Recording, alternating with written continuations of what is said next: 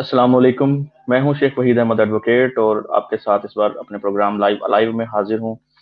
आज के हमारे मेहमान होंगे कामरान राव, जो कि इंतहाई बहुत प्यारे सिंगर हैं, अहमद पुल्लमा का टैलेंट है। हम आज आपको उनसे मिलवाएंगे। लेकिन उससे पहले मैं एक बात करता चलूं कि आज का हमारा प्रोग्राम मौसीकी के हवाले से है। तो बात करते हैं पाकिस्तान के क्लासिकल गुलकारों और गजल गायकों की। पाकिस्तान के क्लासिकल गुलकार और गजल गायक का जोड़ पूरी दुनिया में नहीं है। उस्ताद सलामत अली खान, नज़ाकत अली खान, अमानत अली खान, उस्ताद फ़तेह अली खान, मलिका मौसीकी रोशन आरा बेगम, उस्ताद शरीफ, उस्ताद शौकत हुसैन तबला नवाज और प्लेबैक गुलकारों में शहनशाह गज़ल मेहदी हसन साहब, सलीम रज़ा साहब, मुनीर हुसैन, अहमद रुश्दी, मसूद राना और कई दीगर नामवर गुलकारों का जोड़ दुनिया में नहीं है। इन उस्तादों ने सुर और ताल का वो हसीन मिलाप पैदा किया कि जिसने बरसगीर में मौसीकी को अमर कर दिया। ख़वातीन में मलका तरन्नुम नूरजहां, फरीदा खानम, इकबाल बानो और आबदा परवीन का सानी कहाँ मिलता है। मौसीकी के इन दरकशां सितारों ने फ़न मौसीकी पर अबूर हासिल किया और फ़न को लाफानी बना दिया। अब नए आने वाले गुलकारों और मौसीकारों को फ़न पर अबूर तो क्या, इब्तदाई तालीम का भी इल्म नहीं है। गलत म्यूज़िक और बेसुरे गुलकारों के फ़न को देखकर बहुत दुख होता है। दूसरे शोबों की तरह मौसीकी का शोबा भी तनज़्ज़ुली का शिकार हो रहा है। आज के दौर में रियाज़त तो नज़र ही नहीं आती। नए गुलकारों की गायकी में रूखापन है, उनसे सुर ही नहीं लगता। ज़्यादातर तो बेसुरे हैं, माज़रत के साथ। मगर आज हम आपको मिलवाएंगे बहुत ही सुरीले, बहुत ही प्यारे नौजवान गुलकार से, जिनका ताल्लुक अहमदपुर लम्हा से है और उनके गाने भी सोशल मीडिया पर जारी हो चुके हैं। आइए हम आपको पहले सोशल मीडिया पर जारी होने वाला उनका एक सॉन्ग दिखाते हैं।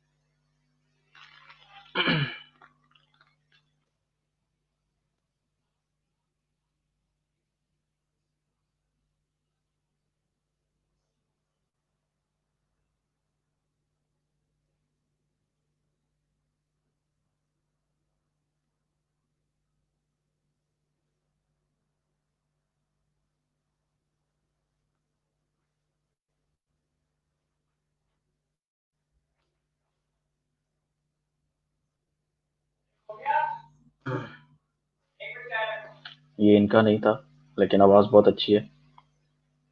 अभी हम आपको इनका सॉन्ग दिखाते हैं। कुछ टेक्निकल प्रॉब्लम आ रही है हमारे प्रोग्राम में।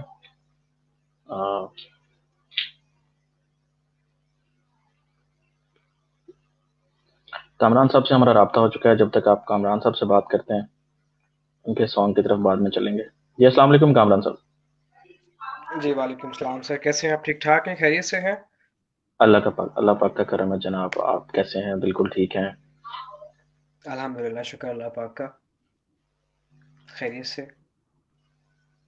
ये मौसीकी में जाने की तरफ कैसे रुझान हुआ? आप तो बहुत अभी नौजवान हैं और लोग एमबीए की तरफ जाते हैं, बिजनेस की तरफ जाते हैं, एजुकेशन की तरफ जाते हैं। हालांकि मौसीकी खुद एक तालीम है, लेकिन बहुत कम लोग इस हमारे इलाके में तो बहुत कम लोगों को इसकी समझ है। तो आप इस तरफ कैसे गए? किसने आपको मोटिवेट किया इस तरफ जाने में?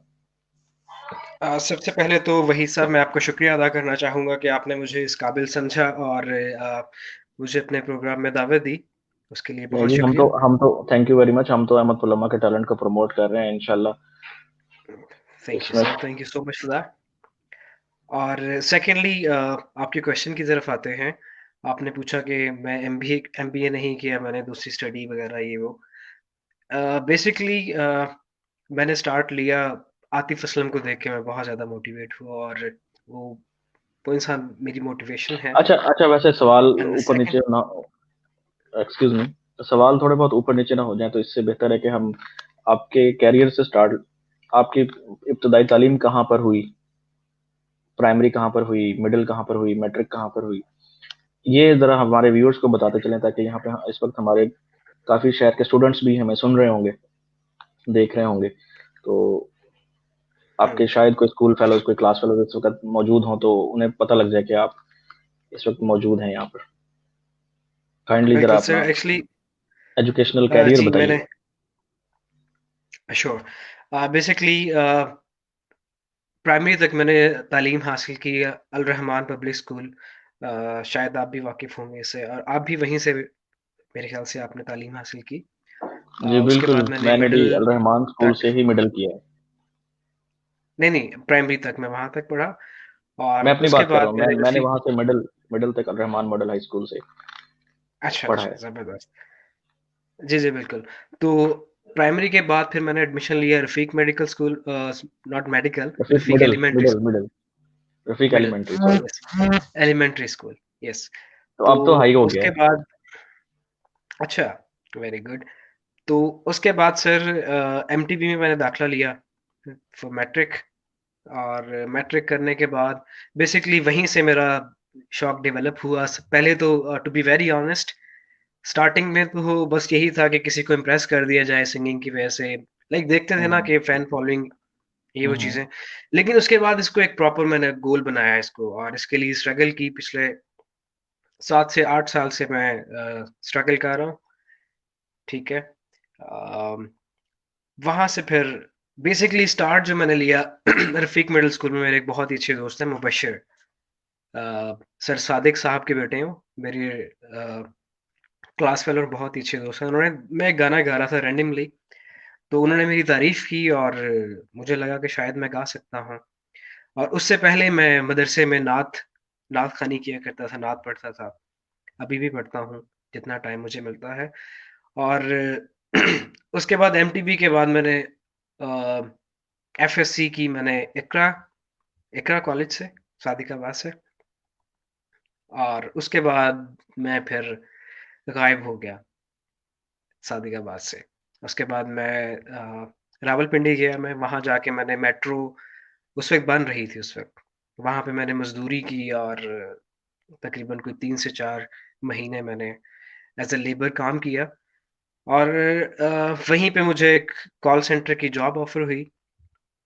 वहाँ से सैलरी तो नहीं मिली अनफॉर्चुनेटली लेकिन एक्सपीरियंस मिला मुझे वहाँ से और basically it was a US call centre. तो मैंने जॉब की वहाँ पे लाहौर मेरा जाना हुआ किसी अमन शो के ऊपर एक कॉन्फ्रेंस थी। तो मेरा सारा टीए-डीए वगैरह और वहाँ पे खाना-पीना शिमला होटल बैक इन 2014 मैं वहाँ गया और वहाँ मेरी मुलाकात हुई मेरे एक दोस्त से। उन्हें मैं अपना मोहसिन भी कहूँगा, ताजदार साजिद उनका नाम है और मुज़फ़्फ़रगढ़ से उनका ताल्लुक है बेसिकली। आजकल वो फैसलाबाद में। तो उनसे मुलाकात हुई, उन्होंने मुझे हमारे पास एक ही कमरा था उस वक़्त, तो वहाँ पे फिर मैंने कॉल सेंटर इंडस्ट्री सिलेक्ट की और जॉब स्टार्ट की। 1 साल मैंने जॉब की एज़ अ सेल्स स्पेशलिस्ट और उसके बाद फिर मैं मेडिकल बिलिंग की फ़ील्ड में एंटर हुआ, 1 साल के बाद और पिछले 5 साल से मैं मेडिकल बिलिंग और कस्टमर सर्विस की जॉब से रिलेटेड हूँ और अल्हम्दुलिल्लाह अच्छा रोज़गार भी कमा रहा हूँ और सेकंडली जो चीज़ मुझे वहाँ पर लेके गई लाइक एक छोटे से शहर से आप अ, एक बड़े शहर में जाते हैं, जो चीज़ मुझे वहाँ लेके गई वो मेरा पैशन था म्यूज़िक का और अभी भी मैं उससे जुड़ा हुआ हूँ काफ़ी हद तक और अभी भी मैं कुछ गाने मेरे कंपोज़ हो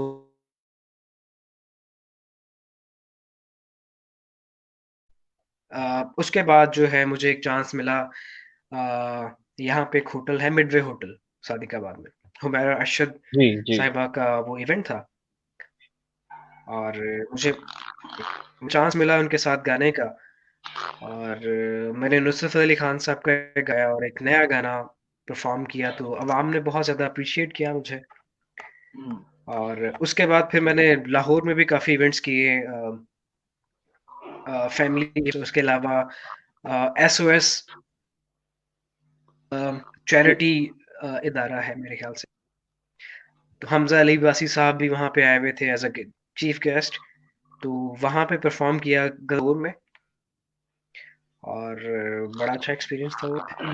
फिर इस्लामाबाद मुल्क और सादिकाबाद, तकरीबन मैं 10 से 15 बार परफ़ॉर्म भी कर चुका हूँ, और 2 के सॉन्ग्स ओरिजिनल दिए। पहला था जाने जा, and the second one was चाक। तो ये थी मेरी कहानी। अभी भी लगा हूँ मैं, अभी I am not so successful, अभी भी मैं, मेहनत जारी है, और इंशाल्लाह इंशाल्लाह अपना गोल मक जो है उसको हासिल कर नहीं, लूँगा माशाल्लाह से इंशाल्लाह। आपकी आवाज़ बहुत अच्छी है और बड़े अच्छे तरीके से आप अदायगी करते हैं। जनाब, वैसे भी फ़न मौसीकी में शायरी, मौसीकी, आवाज़ और अंदाज़ बहुत अहमियत रखता है। एक चीज़ की भी कमी रह जाए तो एग्ज़ैक्टली, मुतासिर कुल माहौल नहीं बनता। और आप तो हमारे यहाँ के लोकल अहमदपुर बिल्कुल लम्हा के जो शोराए कराम हैं, उनका कलाम भी आप जी, जो जी। है वो अपनी आवाज़ में गाते हैं। आपने एक नात भी पढ़ी थी, तो 2 बोल आपकी नात के आप अगर खुद सुना दें। हाँ जी, ज़रूर से। वो राना साहब की नात है, बहुत ही नासिर नासिर ज़बरदस्त। मुस्तफ़ा साहब नासिर मुस्तफ़ा साहब की जी, लिखी जी, हुई वो नात है। जी। राना मुस बिल्कुल, बिल्कुल। राना नासिर साहब की वो एक नात है, लिखी बहुत ही खूबसूरत। जी, जी, जी, आप अ, हमारे व्यूअर्स को सुना सिल दीजिए। जी, ज़रूर।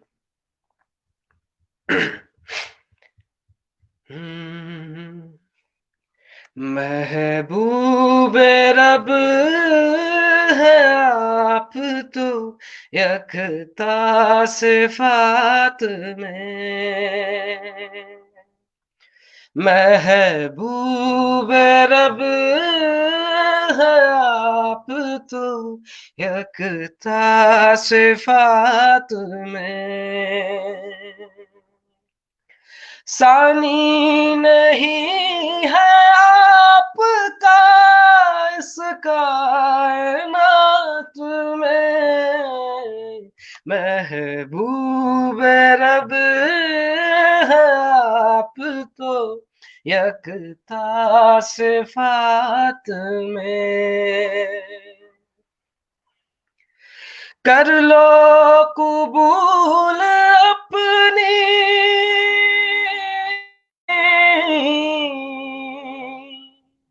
गुलामी में ऐ शाह, कर लो कबूल अपनी गुलामी में शाह। आलम बंधा है आपके इल्तिफात में। सानी नहीं है आपका इस कायनात में, महबूब रब है आप तो यकता सिफात में। सल्लल्लाहु अलैहि वसल्लम। सल्लल्लाहु अलैहि वसल्लम, जज़ाकल्लाह जी, माशाअल्लाह। अच्छा, वैसे गायकी में सुर की पहचान बहुत ज़रूरी है और सुर की पहचान मुस्तनद उस्ताद से सीखने से आती है। बिल्कुल। आपके कोई उस्ताद इसमें म्यूज़िक में कोई उस्ताद रहे हैं आपके? बेसिकली मैंने हर इंसान से कुछ ना कुछ सीखा है। जिससे जो मिल गया उससे सीखा, लेकिन प्रॉपर मैंने सीखा अलहम्रा लाहौर में कज़ाफ़ी स्टेडियम में। मेरे टीचर हैं उस्ताद इश्तियाक जाफ़री साहब, बहुत ही कमाल के गायक हैं, गज़ल गायक हैं, हारमोनियम बहुत अच्छा प्ले करते हैं, उनसे मैंने सीखा। और उसके अलावा यूट्यूब से मैंने बहुत कुछ सीखा, गिटार प्ले करना, और मतलब जितना जिससे हो सका, मैं हर किसी को अपना उस्ताद मानता हूँ, जिसने मुझे एक लफ्ज़ और या एक कोई सुर भी सिखाया, उसे मैं अपना उस्ताद मानता हूँ। अगर किसी की आवाज़ अच्छी हो और उसे गाने का शौक हो, तो उसे राग और रागनियों से सीखना शुरू करना चाहिए। राग और रागनियाँ ट्रैक होते हैं कि आपने इन ट्रैक्स पर चलना होता है। आवाज़ अच्छी हो तो उस्ताद राग भैरवी और राग अमन से शुरू करते हैं। ये इनके बारे में थोड़ा बहुत अगर आपको कोई आइडिया है तो काइंडली ये बताइएगा, ज़रा व्यूअर्स हमारे सुन लें। जी बिल्कुल। जितना मुझे नॉलेज है, मुझे कुछ बहुत ज़्यादा म्यूज़िक का नहीं पता और ना मुझे कोई इतना ज़्यादा अच्छा गाना आता है, मेरा यही मानना है। लेकिन मैं कोशिश करता हूँ, ठीक है? और बेसिकली जो क्लासिकल म्यूज़िक है, इससे मैं थोड़ा-सा पीछे रहा हूँ। मतलब क्लासिकल म्यूज़िक में मेरा कुछ ज़्यादा इंटरेस्ट नहीं है, मेरा जॉनरा है पॉप का और सूफ़ीज़्म आप का। लेकिन आप बेस जो आपकी है आप खुद को जी, कैसा सॉरी। कैसा यही मैं पूछना चाह रहा था कि आपने अपने आप खुद को कैसा सिंगर समझते हैं? आप आपको क्या लगता है कि आप पॉप पॉप म्यूज़िक गा रहे हैं या आपको गज़ल अच्छा लगता है? देखिए, ये आपके मूड पे डिपेंड करता है, मतलब आपका क्या मूड है, उसके हवाले से फिर हुँ, सॉन्ग करते हैं। लेकिन मैं एज़ अ वर्सेटाइल सिंगर चलना चाहता हूँ in in the future. Um, like मैं वैसे गज़ल भी गा लेता हूँ और उसके अलावा पॉप भी हुँ, और सूफ़ीज़्म में मेरा ज़्यादा इंटरेस्ट है क्योंकि मुझे पिंडी में रावलपिंडी में एक मुझे बुज़ुर्ग मिले, वो दरवेश इंसान है, उन्होंने मुझे बहुत मतलब पॉलिश किया, मुझे सँवारा। बेसिकली मैं बहुत ही गुनहगार इंसान हूँ। मुझे लगता है कि दुनिया का सबसे गुनहगार मैं ही हूँ। मैंने बहुत गुनाह किए हैं। लेकिन फिर मैंने तौबा की अल्लाह से और उन्होंने बहुत ज़्यादा हेल्प आउट किया मुझे अच्छा इंसान बनने में कबूल और अभी भी फरमाए। मैं उसी कोशिश पे सॉरी? अल्लाह ताला कबूल फरमाए। आमीन, आमीन। तो उन्होंने काफ़ी हेल्प आउट किया तो बेसिकली सूफ़ीज़्म में मुझे कुछ ज़्यादा इंटरेस्ट है। अब मैं हुँ। सूफ़ीज़्म में ही चाहता हूँ कि मैं आगे परस्यू करूँ। आपके कुछ कॉन्सर्ट्स भी मेरी नज़र से गुज़रे हैं सोशल मीडिया पर, तो मैं यहाँ पर अपने नाज़रीन को आपके कॉन्सर्ट की एक झलक दिखलाना चाहता हूँ। जी, ज़रूर।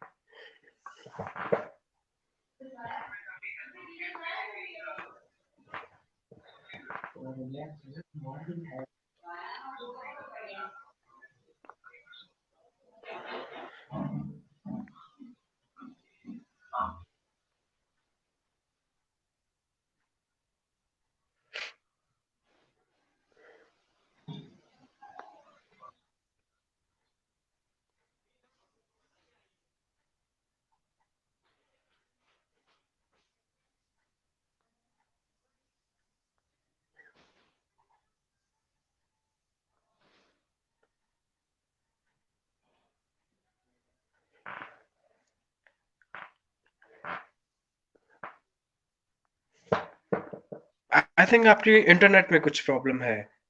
वीडियोज़ प्ले नहीं हो रही हैं ठीक से।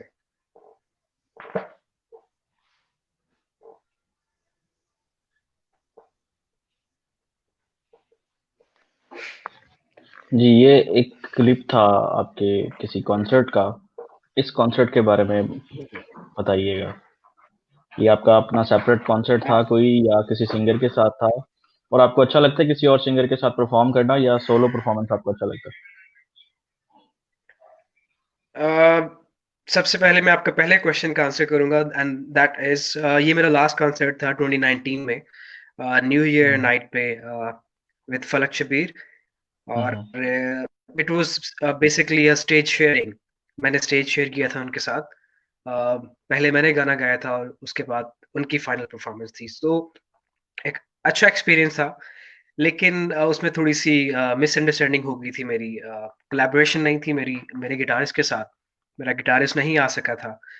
तो वहाँ पे मैं बेसिकली उस वक़्त गिटार थोड़ा-बहुत मुझे आता था गिटार प्ले करना। तो मैं स्टेज पे गिटारिस्ट जो मौजूद थे म्यूज़िशियंस वग़ैरह उनको मैंने रिक्वेस्ट की कि जब मेरी बारी आएगी तो आपने मेरे साथ म्यूज़िक प्ले करना है कोऑर्डिनेशन के साथ। लेकिन एट द सेम टाइम मतलब ऐन वक़्त पे उन्होंने मुझे इनकार कर दिया कि we can not do that कि हम लोग अ, फ़लक के म्यूज़िशियंस हैं और हम आपके साथ नहीं कर सकते। ख़ैर मैंने खुद ही गिटार फिर उठाया और शुरू हो गया।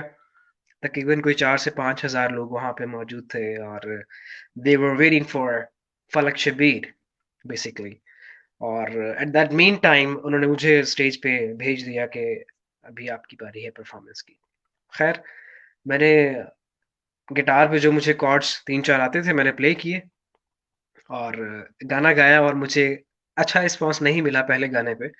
I was so confused you know अचानक ही आपकी मतलब आपका जो माइंडसेट हो, आपने जो कुछ सोचा हो, अचानक से बिल्कुल चेंज हो जाए, तो फिर आपको फिर थोड़ा-सा नर्वसनेस और इन चीज़ों का सामना करना पड़ता है। तो लेकिन मैंने फिर भी स्टार्ट किया और खाली बॉटल्स वगैरह मुझे पड़ी 1-2 और उसके अलावा इंसल्ट भी काफ़ी कर रहे थे। लेकिन मैंने नहीं किया, मैंने जारी रखा गाना। रॉकस्टार मूवी का सॉन्ग था, जो भी मैं कहना चाहूँ, और उस मूवी में उसको सिंगर को भी जब उसकी स्टार्ट होता है, उसको तो बॉटल्स वगैरह ये वो उसका ना काफ़ी इंसल्ट वगैरह का सामना करना पड़ता है। लेकिन जब आप एक मकाम पे पहुँच जाएँ, फिर वही लोग आपको एप्रिशिएट करते हैं और आपसे मिलने के लिए ज़ाहिर है रिक्वेस्ट कर रहे होते हैं। स्टार्टिंग में तो ये सब होता ही है, इसमें मेहनत की बहुत ज़रूरत है।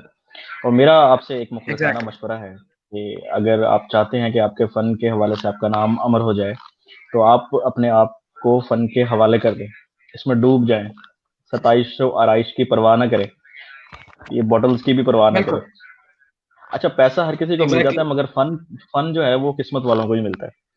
आपके पास फ़न है, आप उसको पॉलिश करें, अपने आप को पॉलिश करें, और आपके इतने अच्छे सॉन्ग आए हैं, मैं तो ये नहीं समझता कि आपको भी बॉटल्स पढ़नी चाहिए, आपको तो फूल पढ़ने चाहिए।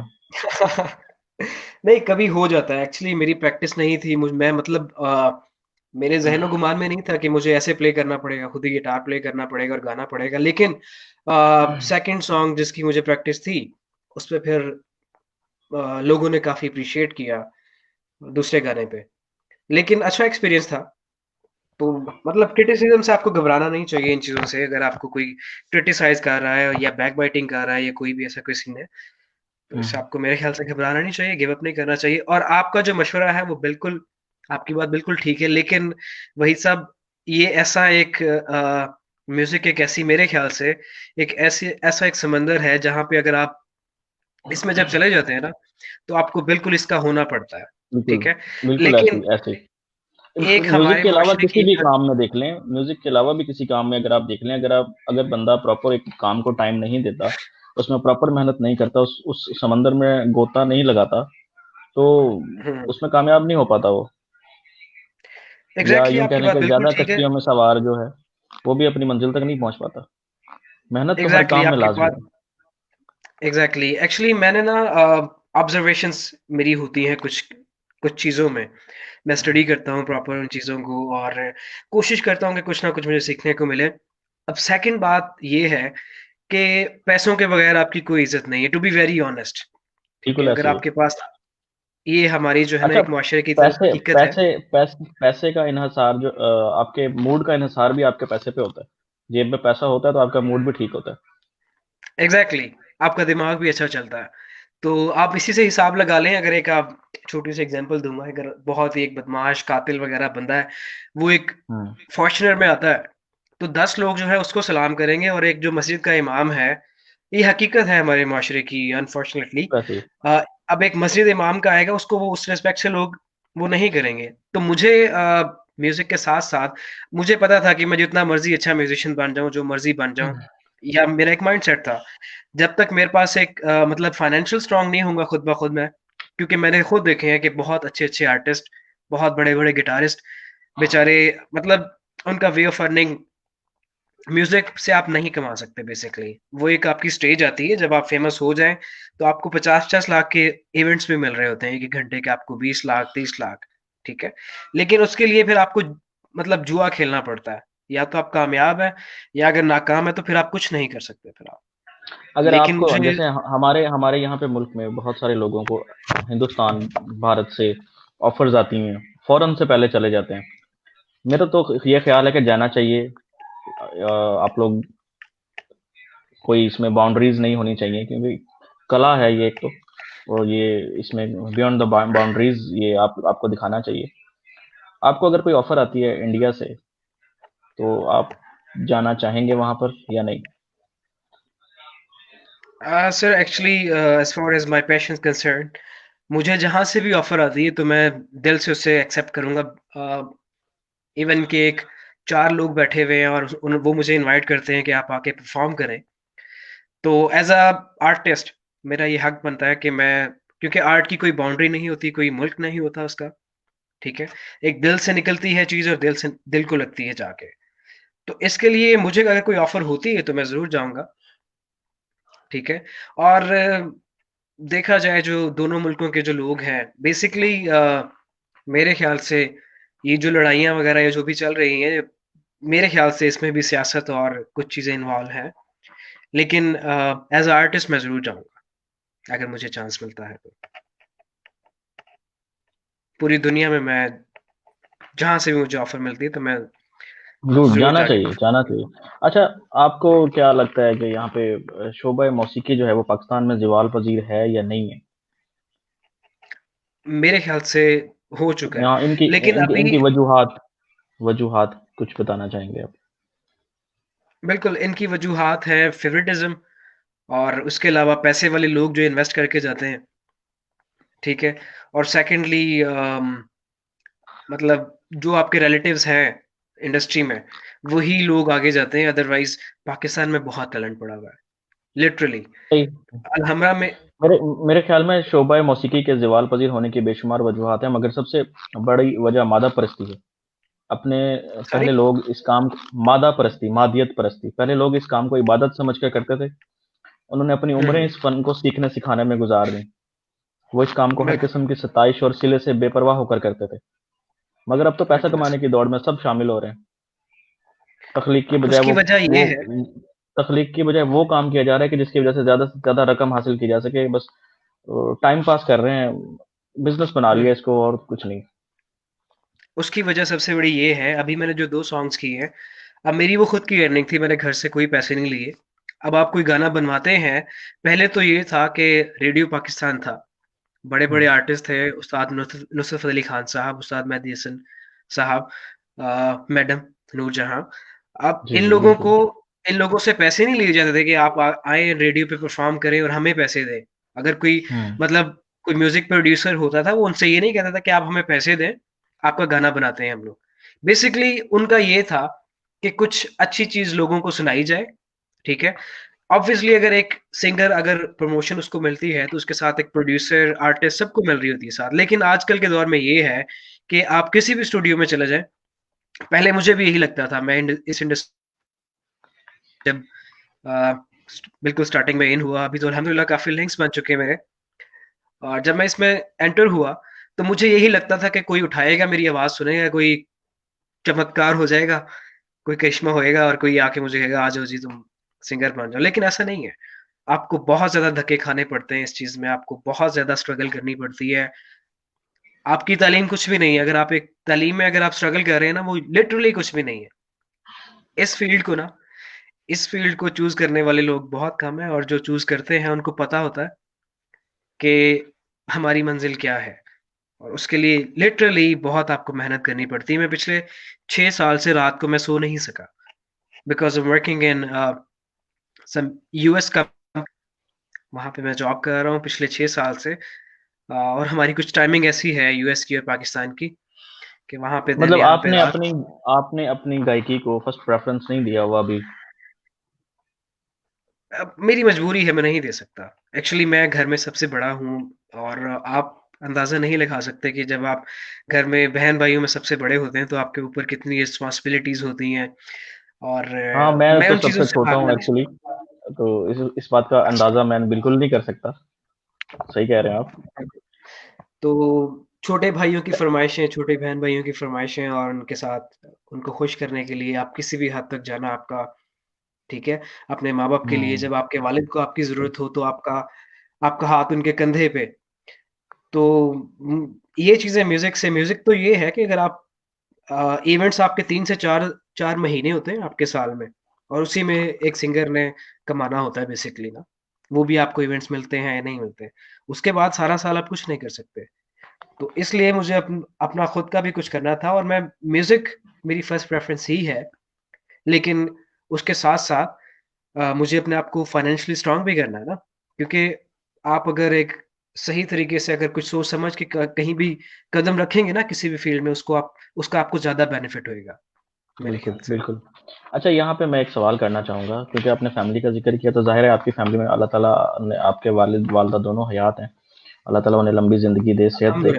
अल्हम्दुलिल्लाह, आमीन, आप आमीन सुम्मा आमीन। आपके वालिद एक टीचर के फ़राइज़ सरअंजाम देते रहे हैं। उन्होंने आपकी तालीम हासिल करने की तरफ आपको तवज्जो देने के लिए नहीं कहा या इस तरफ मना नहीं किया जाने के लिए? या शुरू में कुछ मुश्किलात तो पेश आई होंगी, फैमिलीज़ के भी ताने मिले होंगे कुछ? अक्सर जो है रिश्तेदार ही सर सबसे ज़्यादा प्रॉब्लम करते हैं इंसान की तरक्की में।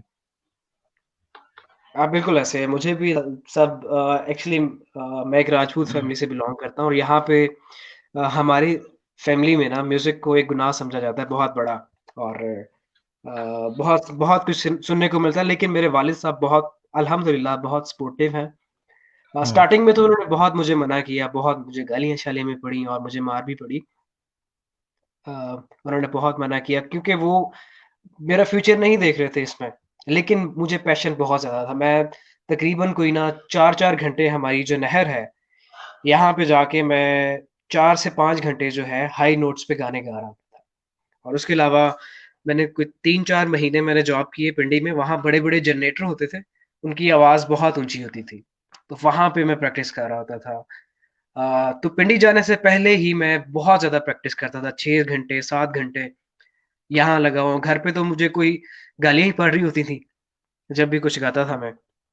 इसलिए मैं करता था नहर वाली साइड का रुख, वहाँ पे लोग थोड़े कम होते थे।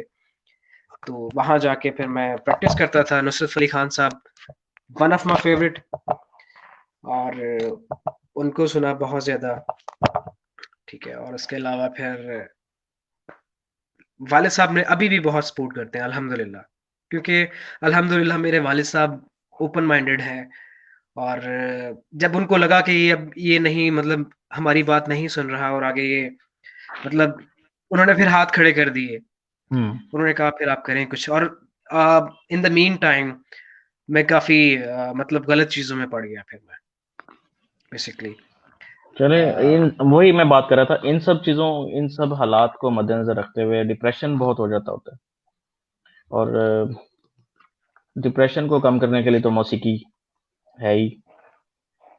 अगर आपका एग्ज़ैक्टली कोई दोस्त बिल्कुल। आपको फ़ोन करता है और कहता है कि जी मुझे कोई गाना सुना दें, तो आप उसको फ़ौरन सुना देते हैं, चाहे आप बाज़ार में हो, घर में हो, बिज़नेस ऑफ़िस में हो कहीं, या टाल-मटोल करके काम में लगे रहते हैं और फिर कह देते हैं जी फिर कभी सुनाऊँगा?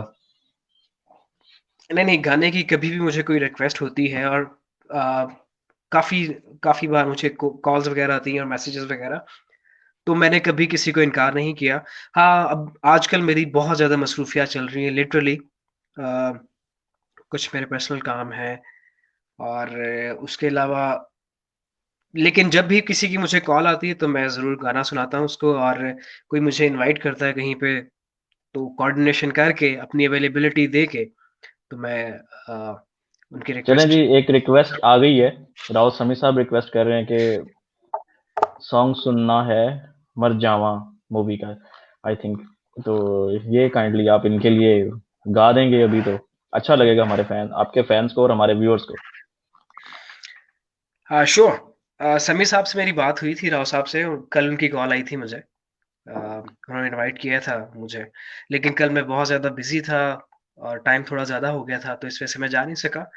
तो राव साहब बिल्कुल आपके लिए सॉन्ग प्ले करते हैं विद गिटार, मर जी जावा बिल्कुल मूवी बिल्कुल। का।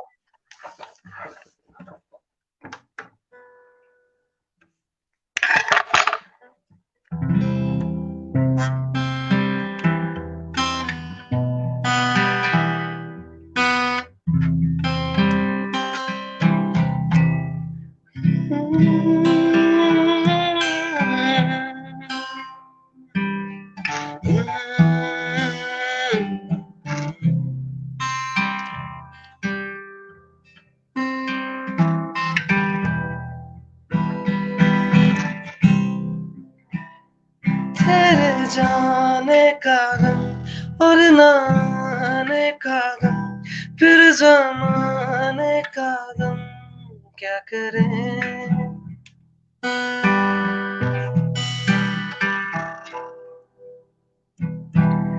राह देखे नजर रात भर जाग कर पर तेरी तो खबर ना मिले बहुत आई तेरी यादें मगर इस बार नहीं आई तेरा सिलाने के नहीं लाना तुम्हें याद।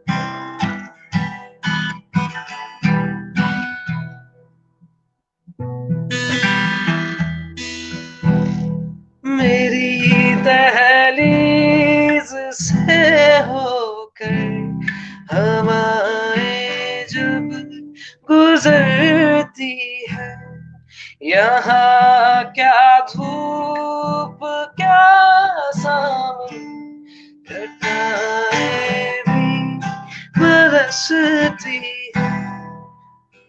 मैं पूछूं क्या होता है बिना दिल के जिए जाना। वक्त आई गई याद, मगर इस बार तुम्हें आना। Thank you so much. Thank you. दिलो दिमाग और रूह को सुकून ताजगी बख्शती है। बिल्कुल। फ्रस्ट्रेशन और डिप्रेशन को भी ख़त्म करती है। उम्मीद है हमारे व्यूअर्स जो कि कुछ लोग अगर कोई डिप्रेशन में था तो इस वक़्त आपका गाना सुनकर डिप्रेशन से बाहर आ गया होगा। और अच्छा। कुछ कमेंट सेक्शन की तरफ जाते हैं। हमारे 1-2 व्यूअर्स जो हैं उनमें एक कमेंट आया है आपके लिए। पूछना चाह रहे हैं, किसी फ़ेमस सिंगर के साथ सिंगिंग का इत्तेफ़ाक हुआ है? पॉलिटिक्स में इन फ्यूचर आएँगे अगर चांस मिले? एक्चुअली हम लोग जो आर्टिस्ट लोग होते हैं वो दिल मतलब मेरे ख्याल से वो सियासत नहीं कर सकते। फेमस सिंगर मेरे असरार शाह के साथ जैमिंग सेशन का चांस मिला, और उसके अलावा फलक शबीर के साथ इवेंट का चांस मिला, हुमायूं अरशद के साथ। लेकिन मुझे नहीं लगता कि मैं पॉलिटिक्स अच्छे तरीके से कर सकता हूँ, तो मेरे ख्याल से नहीं। I am not a politician.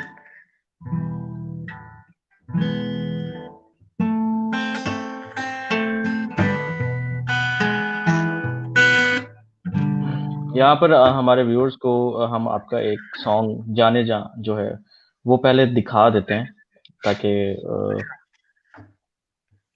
आपके काम का लोगों को पता चल सके। जी।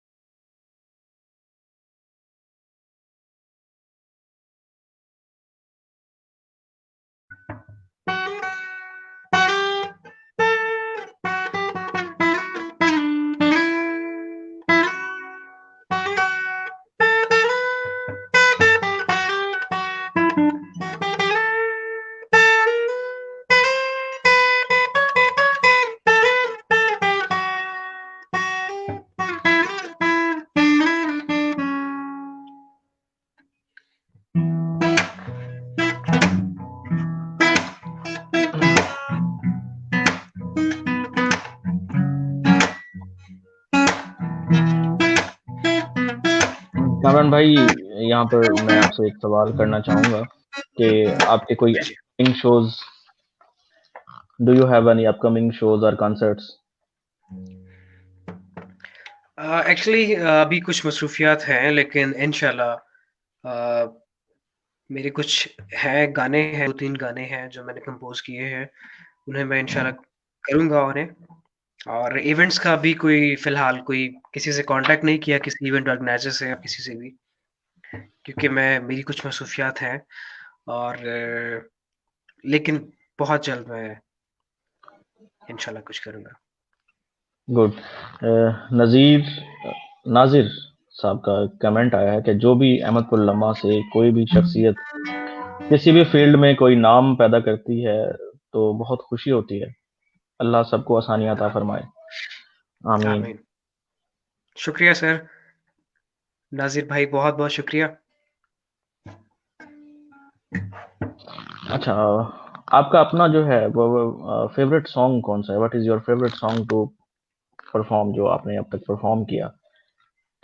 आपके अपने तो 2 वीडियोज़ रिलीज़ हुई हैं, लेकिन जो आपको और सिंगर्स से भी आपका जो सबसे अच्छा आपको सॉन्ग लगता है, वो कौन-सा है? वो आप यहाँ पे थोड़ा-सा गा के बताइएगा।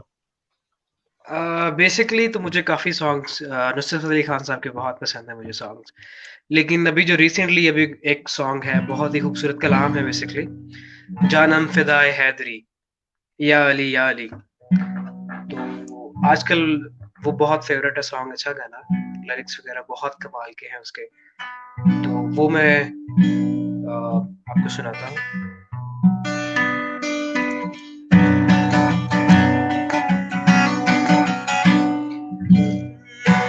जानम फ़िदाए हैदरी, या अली अली जानम फ़िदाए हैदरी, या अली अली है मोहम्मद मेरा दिल तो सीना अली।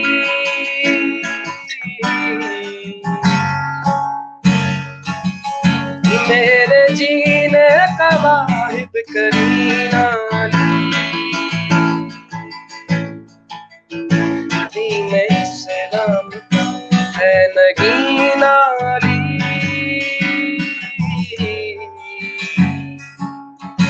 हक की मंजिल का नगीना अली।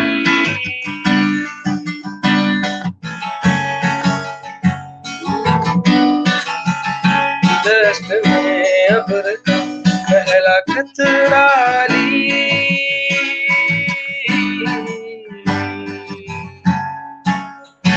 मेरा मुर्शद भी आका भी मौला अली।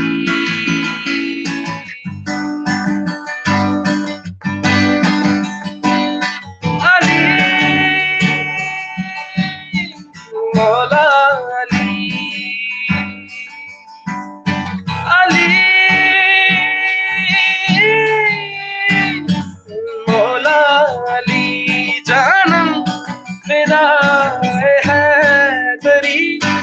या अली अली अली जानम फिदाए हैदरी या अली अली अली।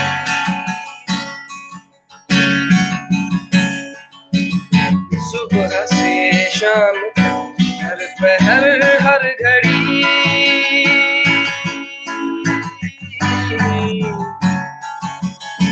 लब पे अपने रहे नारे हैदरी यानी खैबर शिकन यानी मुश्किल कुशा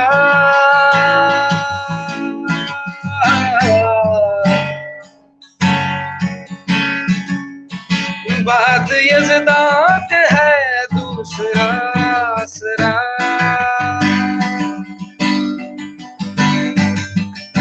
मैं मुसीबत में अब क्यों परेशान हूँ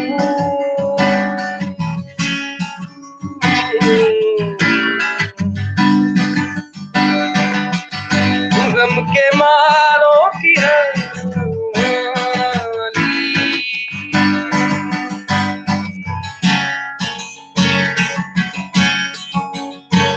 रमज़े बक़ाए हाशमी या अली अली अली जानम फिदाए हैदरी या अली अली अली मौला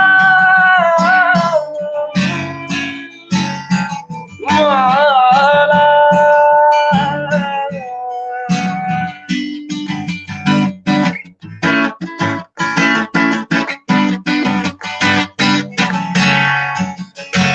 जानम फिदाए हैदरी या अली अली।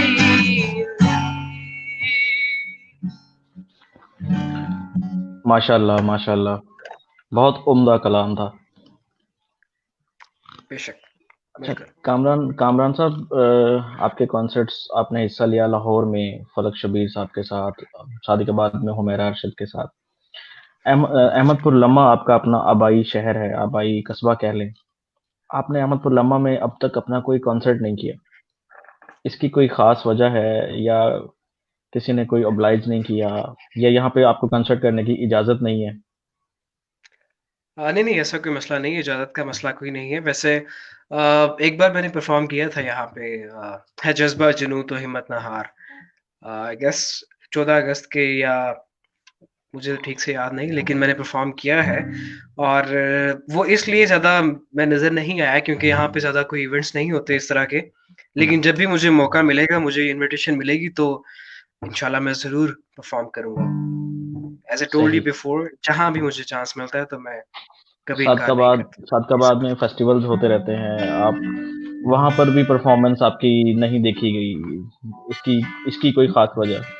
चलिए अहमदपुर लम्मा तो चलो, आपको थोड़ा सा ख्याल आ रहा होगा, रिश्तेदारों का प्रॉब्लम होगा कोई। नहीं नहीं, अभी मुझे किसी का कोई प्रॉब्लम नहीं होता, क्योंकि हम्म, मैं अपनी फील्ड से खुश हूँ, जो भी मैं हूँ, जो भी मैं करता हूँ। मैं कोई डाका नहीं डाल रहा, कोई मैं चोरी नहीं कर रहा। हम्म, ठीक है, एक आर्ट है, एक लोगों को खुश कर रहा हूँ, परफॉर्म कर रहा हूँ। ठीक है, अ, मुझे इस चीज़ से कोई प्रॉब्लम नहीं है, कोई मेरे बारे में क्या बात करता है या क्या कुछ कहता है। मेरे पास और बहुत सारे काम है इन बातों से हट के, तो इन चीज़ों पे मैं ज़्यादा फोकस नहीं है मेरा बिल्कुल भी। तो जहाँ से भी मुझे, ah- as I told you before, अब मैं खुद जाके लाइक कभी मैंने रिक्वेस्ट नहीं की किसी से कि मुझे मतलब परफॉर्म करना है यहाँ पे, लेकिन जब भी मुझे मौका मिलता है, जब भी मुझे कोई चांस देता है, तो मैं ज़रूर जाता हूँ वहाँ पे और परफॉर्म हम्म। करता हूँ। आप अपने फैंस को कोई मैसेज देना चाहेंगे? फ्रेंड्स को और भाइयों को, सबको मैं यही मैसेज देना चाहूँगा कि सबसे पहले आपका फ़ोकस होना चाहिए इंसानियत पे। लाइक नफ़रतें ख़त्म करें, यार मोहब्बतें पैदा करें। किसी से नफ़रत ना करें, कोई शिया है, सुन्नी है, क्रिश्चियन है, जो भी है, व्हाट्सोएवर। अम, आप लोग इंसान की हैसियत से उसे देखें, उसे वैसे ही ट्रीट करें, ठीक है? और ये जो मिसकंसेप्शन जो हमारे दिमागों में भरी गई है, पता नहीं किसने किया है कि उसके उसके साथ पानी नहीं पीना, उसके साथ खाना नहीं खाना, तो ये चीज़ें छोड़ दें प्लीज़। और सबको इंसान समझें और अच्छा सलूक करें, किसी के बारे में गलत ना सोचें। और मतलब नफ़रतें और शिद्दत पसंदी ये चीज़ें ख़त्म करें आप, ठीक है? तो और जो आपका दिल करता है जिस फ़ील्ड में, उस फ़ील्ड में आगे जाने की कोशिश करें। और सेकंडली अ, अपने आप को फाइनेंशियली स्ट्रॉन्ग करें, क्योंकि आज के दौर में ये बहुत इम्पोर्टेंट है, ठीक है? और पढ़ाई भी करें, लेकिन पढ़ाई इस वजह से ना करें कि पढ़ाई करके मैं ये नौकरी करूँगा और ये कर लूँगा, वो रिस्क जो है वो अल्लाह का वादा है, अल्लाह की ज़ात ने देना है जितना आपके नसीब में लिखा हुआ है। डज़न्ट मैटर कि आपने एमबीए किया है या पीएचडी किया हुआ है, लेकिन अ, रिस्क आपका इतना नहीं है, तो फिर वो भी अल्लाह की तरफ से है। लेकिन जो आपको अच्छा लगता है उस फ़ील्ड में जाएँ, ठीक है? और पेरेंट्स से भी मैं यही रिक्वेस्ट करना चाहूँगा कि अपने फैसले अपनी औलाद पे प्लीज़ अपने फैसले उन पे थोपें, क्योंकि एक इंसान ये किस चीज़ में अच्छा है, और उसके बाद उसे उस फ़ील्ड में चांस दें, उस पे यकीन करें शुरू से ही। तो बेसिकली मेरा यही पैगाम है कि मोहब्बत, अमन और मदद करें जितनी हो सके। आपके आस-पास जितने भी मतलब ज़रूरतमंद हैं, जितनी हो सके उनकी हेल्प आउट करें, दिखा के या छुपा बिल्कुल। के। सो बेसिकली यही मेरा एक मैसेज है। चलिए माहौल को थोड़ा और खुशगवार करते हैं।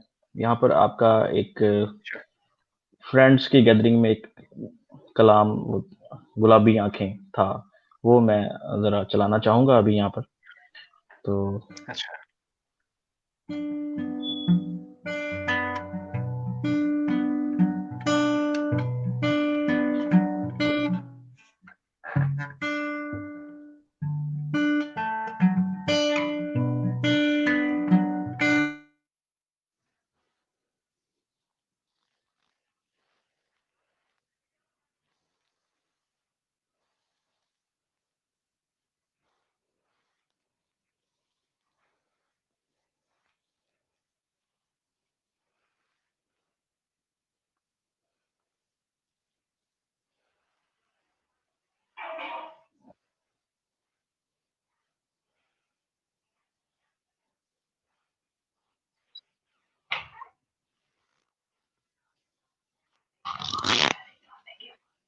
नहीं आ रही।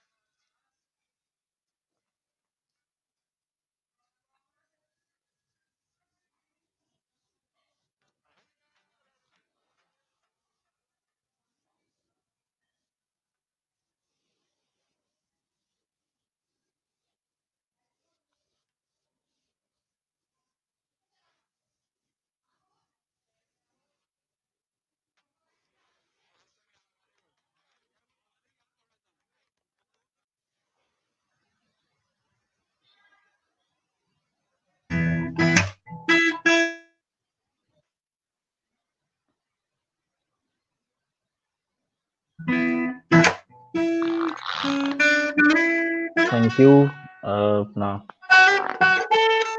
कामरान साहब, हमारे शो का प्रोग्राम का टाइम एंड हो रहा है, तो यहाँ पर आपका हम बहुत बहुत शुक्रिया अदा करते हैं कि आपने हमें अपना कीमती टाइम दिया। शुक्रिया सर आपका। साथ में मैं यहाँ पर मैसेज बात करना चाहूँगा हमारे इलाके के सियासी खिदमतगारों के हवाले से। नाजरीन, हमारे छोटे से शहर अहमदपुर लम्बा में हर तरह का टैलेंट मौजूद है, बस सिर्फ इनको ढूंढ कर सबके सामने लाना है। हमारे शहर के गुलकारों को हम पजीराई नहीं देंगे तो और कौन देगा। मैं समझता हूँ कि हमारे शहर के सियासी खिदमतगारों ने यहाँ पर ना ही तालीम पर फोकस किया है और ना ही फ़नून लतीफ़ा पर, और मौसीकी पर तो बिल्कुल ही तवज्जो नहीं दी गई। हमारे शहर के सियासतदानों ने इस फ़न की इस तरह सरपरस्ती नहीं की जिस तरह करनी चाहिए थी। एक बात तो तय है कि आप हमारे शहर की आवाम के रगों पर से मौसीकी निकाल ही नहीं सकते। ये कल्चर का हिस्सा है। अगर हम इनकी हौसला अफजाई नहीं करेंगे तो इनमें बददिली बढ़ जाएगी। इसके साथ ही हमारे प्रोग्राम का वक्त ख़त्म हुआ चाहता है। मैं आपसे इजाज़त चाहूँगा, लेकिन जाते जाते आपको हमारे टैलेंट कामरान राव साहब का एक और वीडियो दिखाते जाते हैं।